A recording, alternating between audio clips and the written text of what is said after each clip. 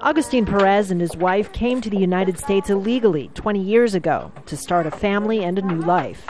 Now their future in the country is in jeopardy after a routine traffic stop and an unpaid fine. It all started when he was pulled over by police. I know I don't have a license, and I'm undocumented, so of course I was very scared. He was brought here to the county jail for driving without a license. The federal Secure Communities program requires local law enforcement to hold suspected illegal immigrants for 48 hours, while immigration officials decide whether or not to deport them. The program is meant to target dangerous criminals, but nationwide, about a quarter of those deported had no criminal convictions. Agustin is now facing deportation. After hearing stories like his, some Milwaukee politicians want to stop cooperating in cases where the suspect has no serious criminal history. A lot of the motivation was public safety and having a community where people felt safe in calling the police.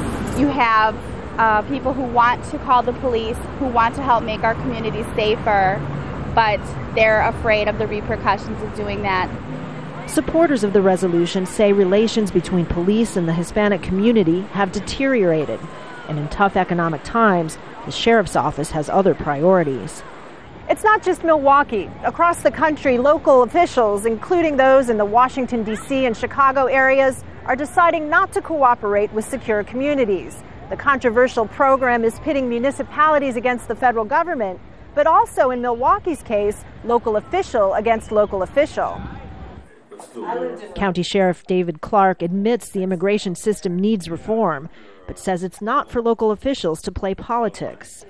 It doesn't matter to me what my feelings are about immigration and you're splitting up families, you're doing this, you're doing that. For a person who took an oath to abide by the law, you can't let your personal feelings get into this thing, and that's kind of what they're asking me to do on their behalf. He'll continue to provide the names of every person he arrests, and Agustin and his wife will continue to fight his deportation order. I'm living in fear about what's going to happen to my family, fear about our future.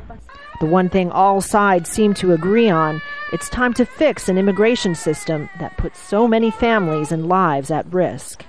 Kristen, Saloomey, Al Jazeera, Milwaukee, Wisconsin.